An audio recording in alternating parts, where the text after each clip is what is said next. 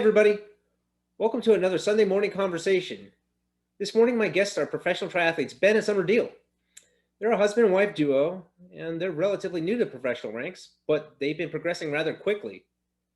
I hope you enjoy their story, and thank you for tuning in. Welcome, guys. Hi. How are you two doing? Doing well. Good. How are you? Good. I ran to Home Depot this morning, so I'm paying the price for it because I live at the bottom of a small mountain. So bottom. Okay. Yeah. Yeah. Where are you guys at now? We are in Charlottesville, Virginia, right now. Have you been to Atlanta? Been through Atlanta? Through Atlanta. Her brother's actually about to move there, so he's in and out of there, and I'm sure we'll visit him once he moves there. But so it's all hills here. There's like very few flat stretches here.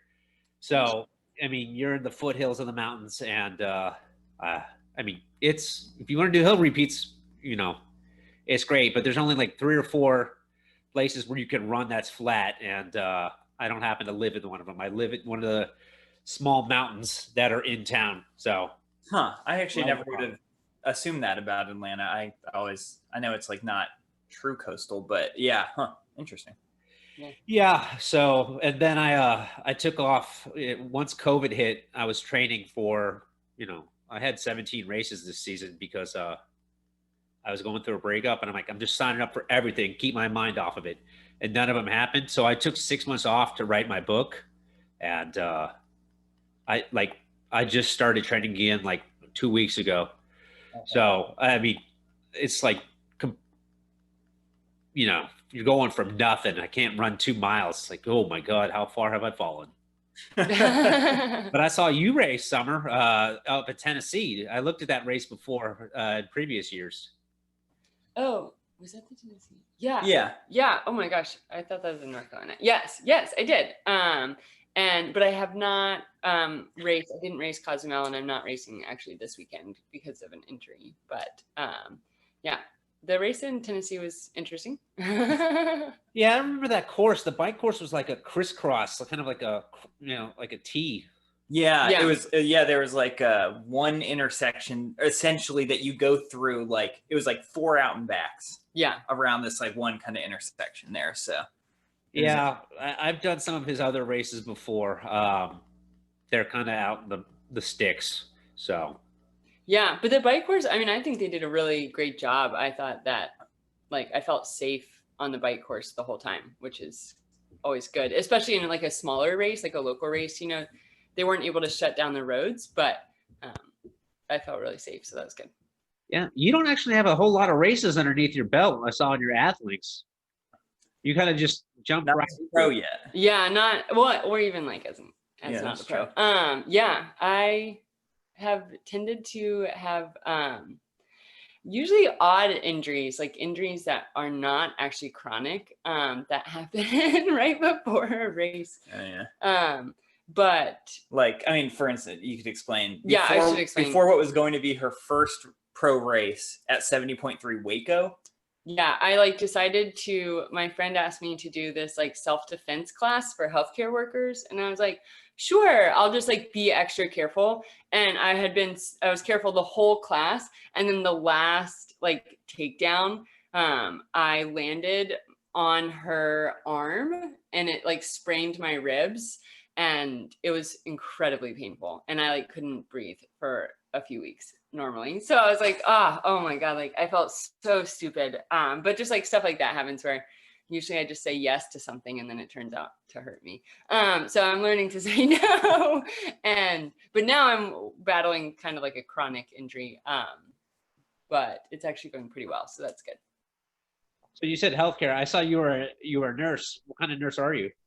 I've kind of bounced around. I've worked in the emergency room and neurology for an interesting, not necessarily because I was super interested in it, but then I became interested in it when I got into that field. And actually I'll be working at an urgent care. I just got an offer today, just kind of as a little bit of a side job while we're training and figuring out where we're going to go next. And then she also just joined or got accepted to the National Disaster Oh yeah. management or response team. So she's like deployable now for like national emergencies as well, which is pretty cool. But it's just kind of an on-call thing.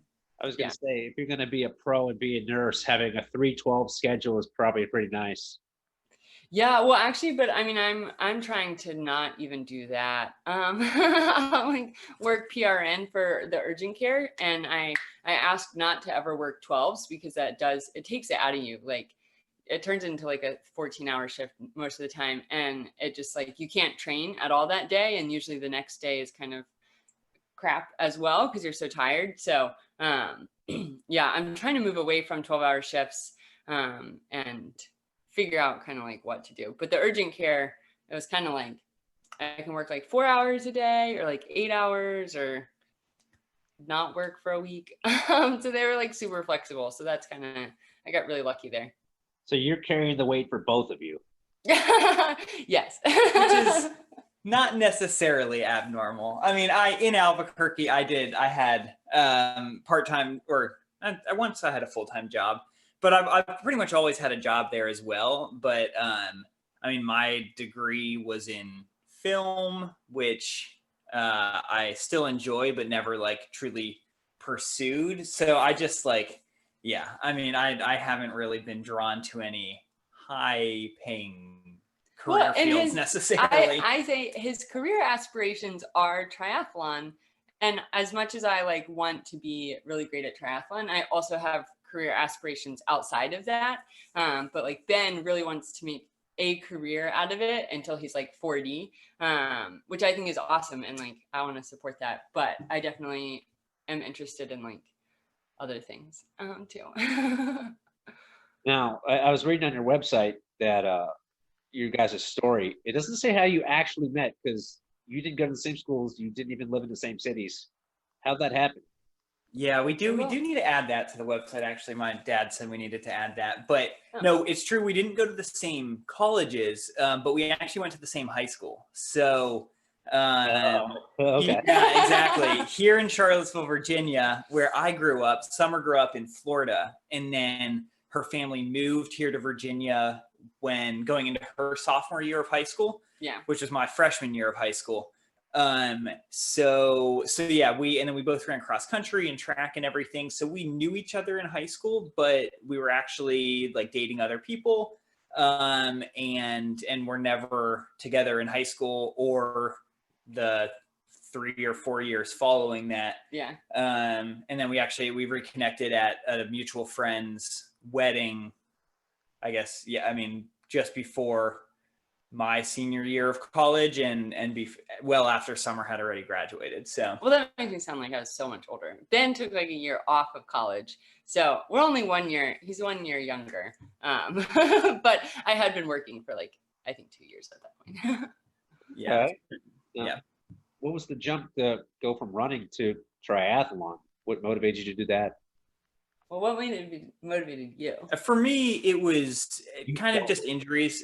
Yeah, and I mean, I was always injured in high school, and then decided to go and run in college anyways. And then I never really got to the point of being relevant, if you will, in college, and I just didn't want to waste my time and other people's time, so I kind of stopped. And then I found climbing for a year, which I loved, and I still enjoy climbing when I can.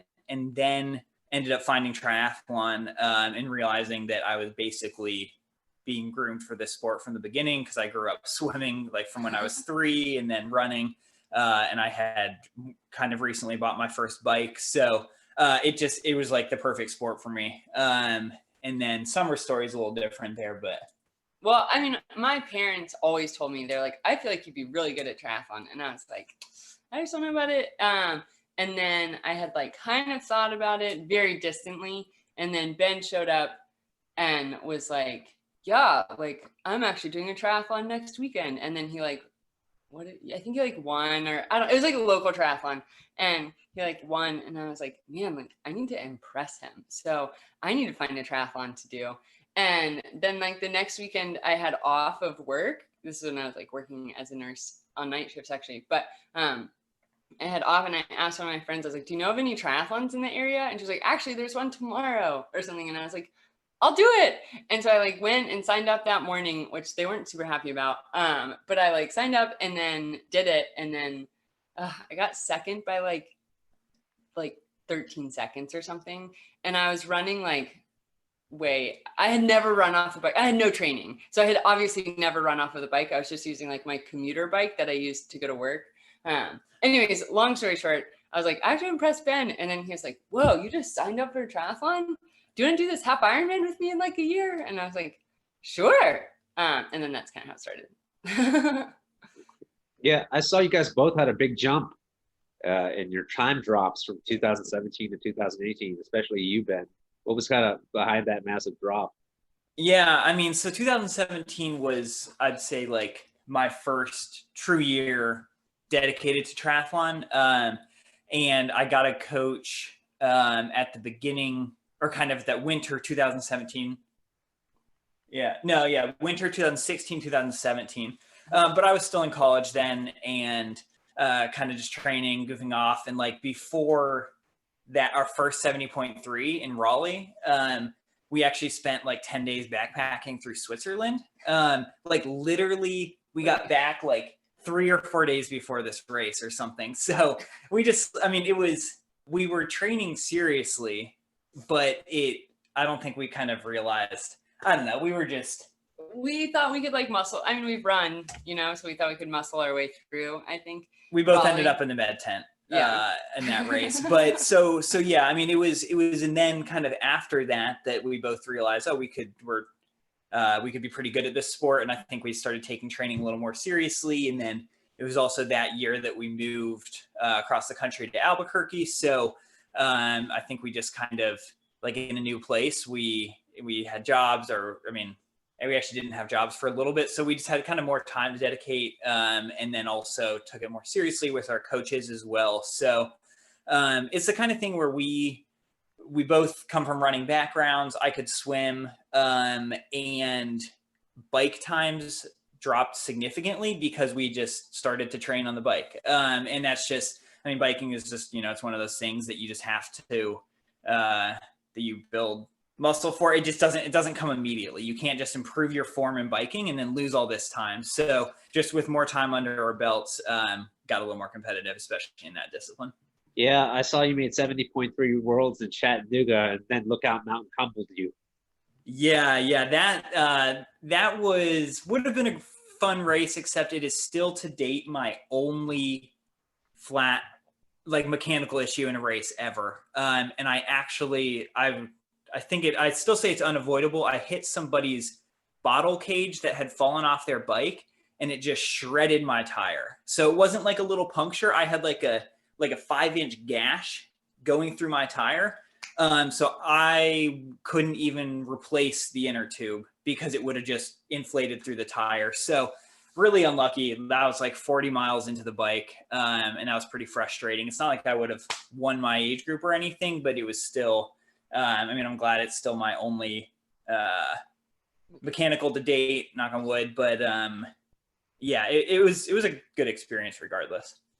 I saw by the end of last year, you finished up at Indian Wells with a 352, which is, was your second year as a pro, or was that your first full year as a pro?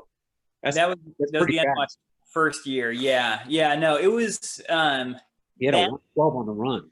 Yeah, that time that was surprising. I and my coach would agree that there was kind of nothing in training that could indicate that I could run that fast.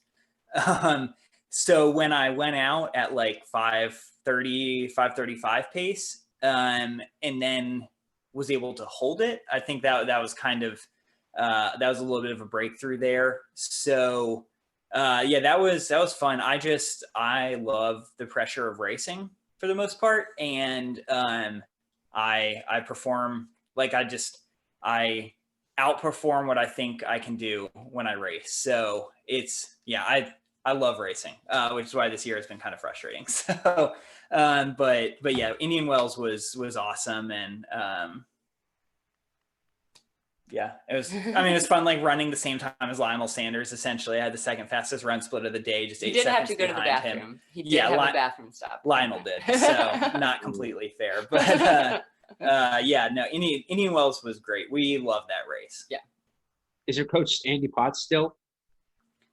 Oh, Yeah. He was never our coach. We like were on the Andy Potts racing team, kind of like, I don't know, the elite part of that. I'm not really sure. But we've always been coached by Brett Jenner. Who's a guy out of like Philly area. And so, yeah, we got hooked up with him when I was in college, and he coaches the James Madison University triathlon team, where my sister went. But yeah, no, the Andy Potts relationship was just kind of essentially like that, like a national, triathlon team that anyone could join, but they had reached out to us. And we liked that group a lot. There were some fantastic people on that team, and we were able to hang out with Andy at Boulder and everything, and a couple other races, I think. Unfortunately, that it just like in our kind of need to create our own identity in triathlon, it just wasn't going to overlap super well with the need for Andy Potts Racing to be Andy Potts Racing. And we couldn't keep working with them, but no, it was a great group of people. Okay. So I guess, is your short-term goal to make 70.3 worlds again? Like it's St. George for both of you? That would be an optimistic goal, I think. Well, I mean, eventually. Yeah, but St. George would be this year. Oh, is it? Yeah. Okay. Yeah, I mean, I'll let Summer, I guess, speak to her own short-term goals there, because often our racing goals are different. But 70.3 worlds is, I would say, like loosely kind of the next step in what I want to see. I have no interest in racing 140.6 yet, and I have kind of like loosely thought that maybe when I qualify for 70.3 worlds as a pro, that then maybe I'll be ready to step up to 140.6. And in that, there's no good reason for that, just that I have kind of always, one of my like pro role models is Cody Beals, and he didn't race a full Ironman for like 5 or 6 years in his pro career, and got to the point where he was just consistently winning 70.3s. And then he really thinks about everything. Maybe he overthinks things a little bit even, and then he stepped up to 140.6 and won his like first 2 races. And so I just kind of see that and like getting really smart at racing triathlon and really kind of nailing down everything you can before jumping up to that distance. So I like that approach. I would love to race 70.3 worlds. I'd like to get to the point where I'm consistently podiuming at halves before I go up to full. So 70.3 worlds is kind of the next step there. I'm not sure it'll happen by the time St. George comes around. I would love to, but it's tough to qualify for that race because it's the same step as age groupers, or same process. You just have to win the race or get a roll down, which is really tough, especially in the US, I think. So, yeah. Summer's ready to go for that 140.6 though. Yeah. Florida. Florida man is still putting on that race. Oh, really? Interesting. Yeah, I probably, just with my injury, I like probably wouldn't be ready for that just yet by that time. But yeah, no, I've talked to my coach about it quite a bit, actually, about stepping up to the full distance. And I think just because like I've raced marathons before, and like I feel like my speed, just in general, like is more like more competitive the longer the race is. So like my like 5K times and stuff are like just not competitive. Well, compared to runners and even the like triathletes right now. I just don't have a lot of speed, but like over longer distances, I can hold a faster pace. So I think that like, and honestly, one of the reasons we were thinking about moving up to the full distance, which is like a little bit disappointing, is that like a lot of times, like only 6 women will finish the race in the pro field. Like sometimes they're like, last year we'd look at full races and there'd be like maybe 10 women on the sign up sheet. And like, that was a lot. And so like, honestly, just getting to be in like the top 6 or, you know, like, which is often the prize money cutoff. And like there's more prize money in the full distance. So kind of the combination of like, I have a history of doing longer distance running in particular, and the fact that like there just aren't as many women in these full distances, it was going to be like a better, more competitive field for me. But yeah, but figuring out like, I mean, I was training for the full, and I think that we kind of went from like all of a sudden I was not in school and I wasn't working, to like just training. And I think that transition didn't go quite as smoothly as it could have, where all of a sudden I was spending so much more time training, but like my body wasn't quite ready for that because I hadn't been spending that as much time. So that was a good lesson. But I think kind of being a little bit more cautious in the future is good. So Challenge Daytona is still going on this year, December 5th. It's got $1 million pro prize purse. Does that intrigue you, Ben?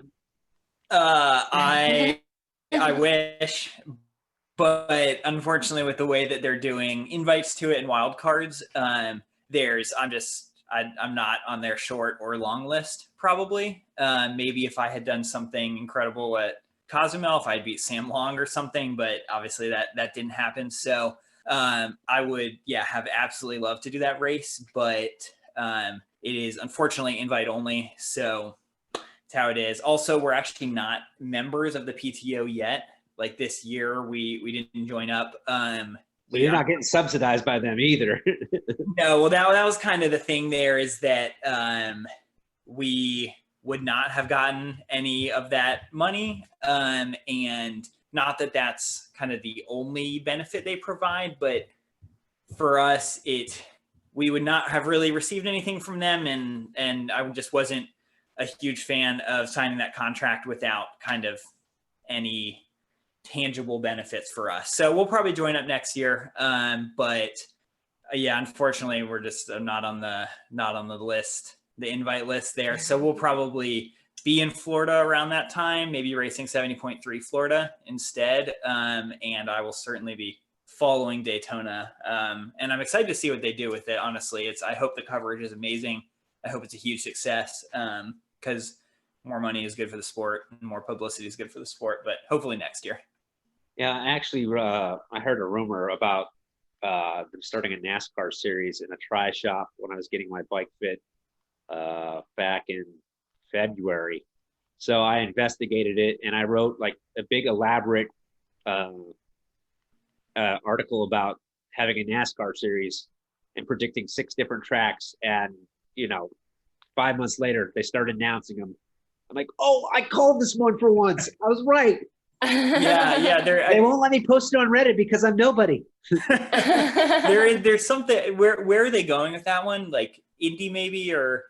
So they went to Miami, which is Homestead, but I'm guessing their next one is going to be the Brickyard at the Indianapolis 500. Yeah. That also has a lake on the lake in the inside of the track. Okay. But outside of that, you have weird like Formula One tracks like that. I think there's another one in Montreal. Yeah, they do. There's that Canada race where they use the Formula One track. The Indian Wells course, actually, not NASCAR track, but it puts us on the new Indian Wells bike course, puts you on one loop of a race car track that was a blast to ride. You kind of have to do this weird thing to get into it. And then you're just on a track, like with these massive sweeping turns and perfect pavement, only for a couple miles, but it was an interesting experience, hopping on a race car track 40 miles into the bike. It was fun. Yeah. So both you guys are riding tri-rig bikes now. And the one thing I can't help but notice is you guys are rather tall. So that makes that seat post really stick out. How do you feel about that? I'm going to defer to Ben.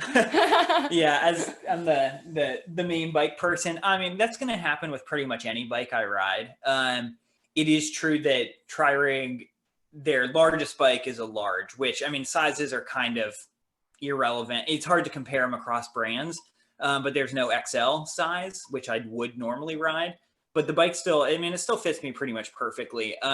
Honestly, I mean, there is a trend among pro tour riders, at least, and some triathletes to ride smaller bikes and have more seat posts and more spacers in the bars and everything like that. And so that's not kind of what I was consciously going for. But I mean, I think the bike fits me perfectly. It's also it's really easy to get this bike to fit anyone, mostly with the cockpit, the Alpha One handlebars, just because there's so much adjustability up and down and lengthwise there.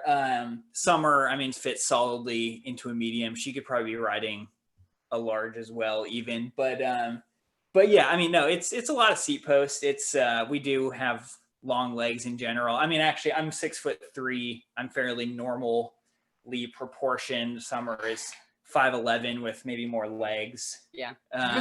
So yeah, I mean, it's a lot of seat posts. We look a little goofy. It's kind of like I mean, yeah, we're tall as far as triathletes go. So I think we're always going to look a little goofy on our bikes. But I think we're, I don't know, minimizing the damage with a relatively good fit. So speaking of two tall people, how do you fit in that cramped van? We made the bed. We measured the bed and made the bed. And then we were like, yeah, this would be great. But I don't think we had quite measured it with the doors closed. So Ben's feet like kind of have to be like this when he's sleeping instead of like being able to relax. So good question. We haven't quite figured out how to sleep in the van perfectly. But we don't live in the van, which is nice. So we are able to spread out and relax in the comfort of my parents' basement. Nice. Yeah. By the way, I don't know if you know this or not, but with an engine that leaks oil, get STP. It's this really thick additive, and for the most part, it'll either slow it down or it'll stop it. You just put in another can every time you do an oil change. Yeah, I had actually, I put in some kind of additive and it has helped a lot.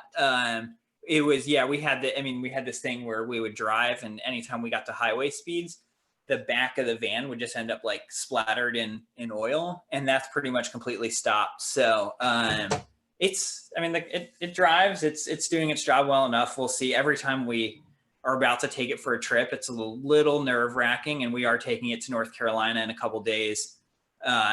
So we'll see. I thought it has a carburetor on it. Yes. Yeah. That is kind of the main thing, is that it's just, sometimes it's a little slow to start. And also if it's on a hill. Yeah. It may or may not have a parking brake. So it's really awkward to start on hills, especially if I have to feather the gas to get the carb going. So no one's claiming it's, like the Eric Lagerstrom Sprinter van, but it also, no one's claiming that it's very safe. It is legal. It's legal. So that's what was the motivation for buying it? How much did you pay for it? What's that? How much did you pay for it too? Oh gosh, what did we pay? 14. Oh my god, we paid $1,400 for it, which might have been an indicator as to the potential problems that it was going to have.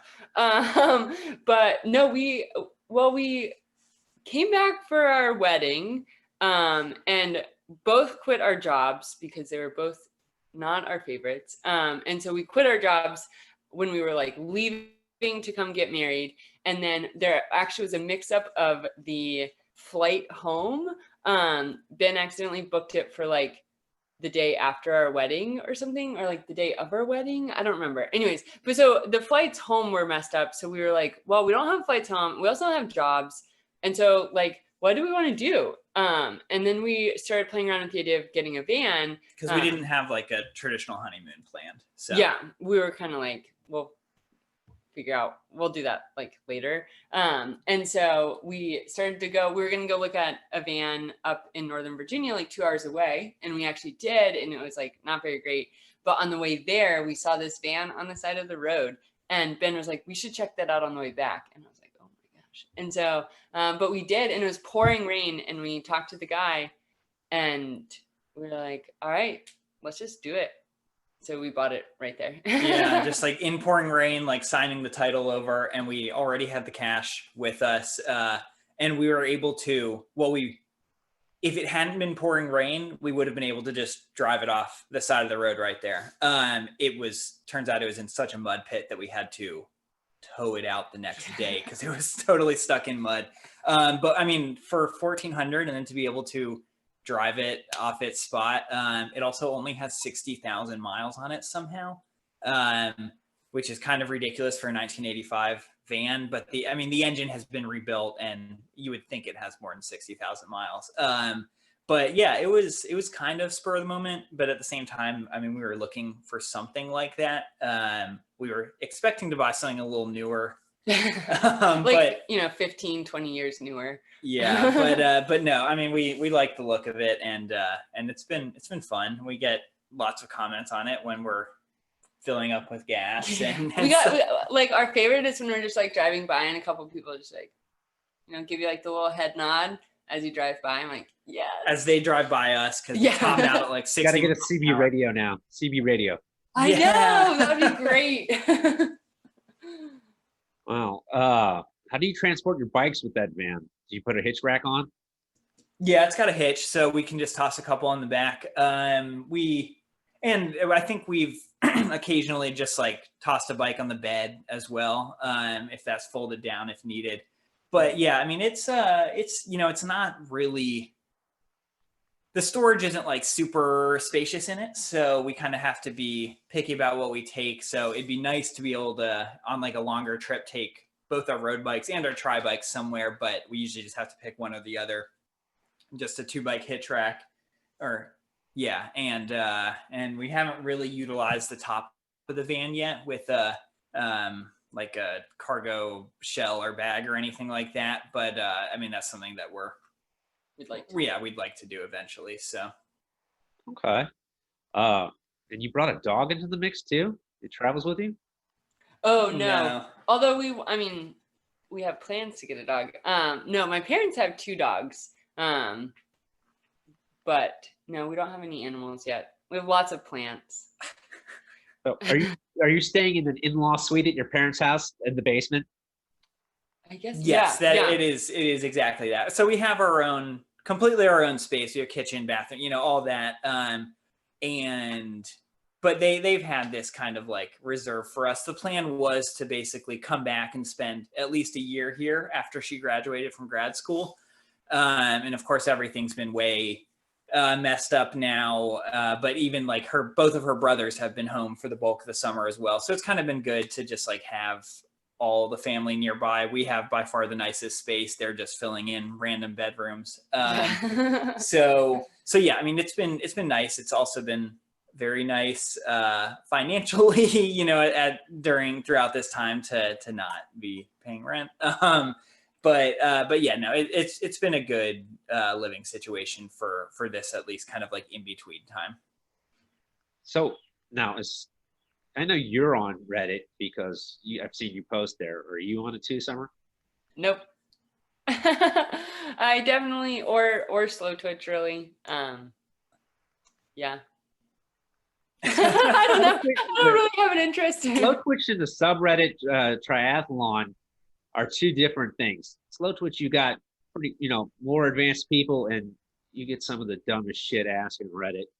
I know. Actually, I've read some of those because Ben has like, you have to like read this. This is so ridiculous. Yeah, I think the one I always bring up is like the person who was like confused because they were feeling super bloated because they were like way over carb loading themselves. And they're like, I just like feel crazy bloated. I'm eating like 150 grams of carbs the day before the race, and it's like, or whatever. It's just like, oh my gosh, just like do a little bit of research before you just decide that something is good for you. Or like someone, I remember you telling me about a guy that like was like, do people like cut weight or like right before a race? Like I've tried to cut like 20 pounds, or it was like something just ridiculous. And I was like, oh my gosh. Yeah. They asked some of the most beginner questions that you could possibly think of that, a quick Google search would have answered your question. Right. Instead you opened yourself up to being insulted by everybody. Yeah, no, I mean, I think I probably I was probably on the triathlon subreddit well before I ever found Slow Twitch. Just because, I mean, I've been on Reddit for a while. That's my only account that I post there with. That's And not true. You have another one. I don't. You don't? Yeah, I actually don't. That's everything. So Oh. I know yeah, right. No, that is genuinely my only one there. So, I mean, and I think if you look back, probably the bulk of my posts from before that were on like video game subreddits.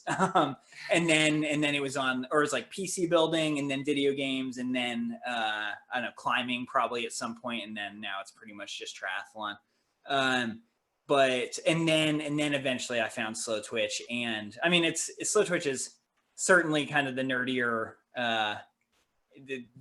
like more, I mean, that's a group that overthinks a lot. We'll call it nuanced. Yeah, that's fair. But I enjoy it, and it's also, I mean, I've honestly made some really good connections there. It's gotten us conversations with potential sponsors and kind of stuff like that, and just, I mean, people, yeah, even like Nick Salazar, who is founder of TriRig. He loves the fact that I'm on there and kind of talking to people and advising people on bikes. And I think it helps that, like, I don't know, I've been on there well before, so I can praise TriRig product. And people might say, oh, well, you're sponsored by them, but I'm also going to be on any thread about like Orbea's new bike and be like, oh man, I'm a big fan of this, I'm a big fan of that. Like, so I think like just kind of having history on there and being able to be like objective about everything, hopefully kind of increases the strength of my recommendations, even if it's a sponsored product in the end. So I don't know. I like interacting with that crowd. It's more fun interacting with those people in person and meeting people up at races and everything, but without that interaction this year, having to resort to the internet a little more. So what potential sponsors are you talking with now to work out deals?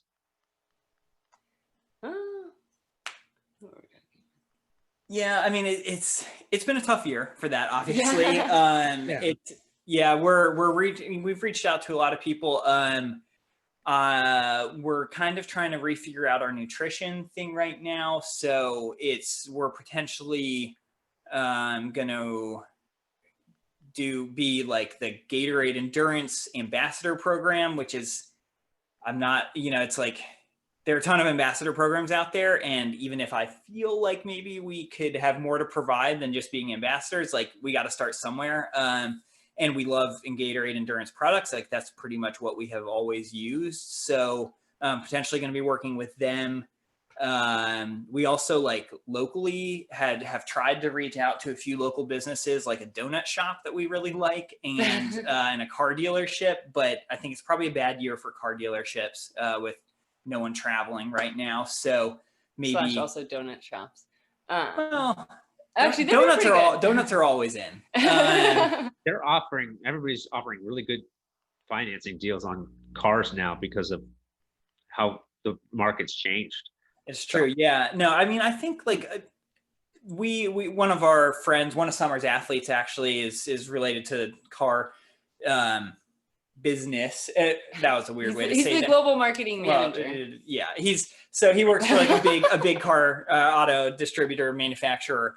And we talked to him a lot about the potential of like a local car dealership. And, I'm not expecting like the Jan Frodeno Mercedes or Patrick Lange like Audi kind of deal, or, deal. But I feel like, I don't know. I feel like we have something to offer to like a local car dealership with a kind of a focus on outdoorsy, adventure type stuff. So that's kind of something that we've been dreaming about, and we went in and tried to talk to somebody and we'll probably try to approach that like that business again once everything returns to normal a little bit. So stuff like that. Obviously with triathlon sponsorships, we're always on the lookout for anything. Yeah. Sponsorships are like pretty hard. We've realized. But at the same time, we've actually had some like interesting interactions where people have reached out to us. And those seem to work a lot better, we've found, than if we are trying to reach out to someone else. So yeah, Kombucha. we've got a big delivery of kombucha coming, which I'm super excited about. But that was just like, they reached out to us and they're like, we think that, like whatever, our ideas align. And I was like, we love kombucha, and we also probably spend a fair amount of money on it. So any free kombucha would be great. But yeah, it's been an interesting, like, I think at first I was like, oh, like as soon as you can say like I'm a professional triathlete, like people would be happy to sponsor you, and it's like not at all. So that's been humbling and pretty cool. And then thinking like, wow, a lot of other people, they have these sponsorships. Like that's really impressive that they were able to get them, I guess. So. Yeah, I'll give you a story about a sponsorship opportunity that I got offered. So one of my YouTube shows is about my traumatic brain injury. It's a video log, and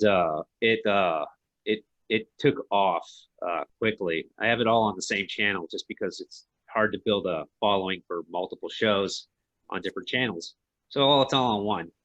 But like I went up from 20 subscribers to almost 2,700 in under 6 months.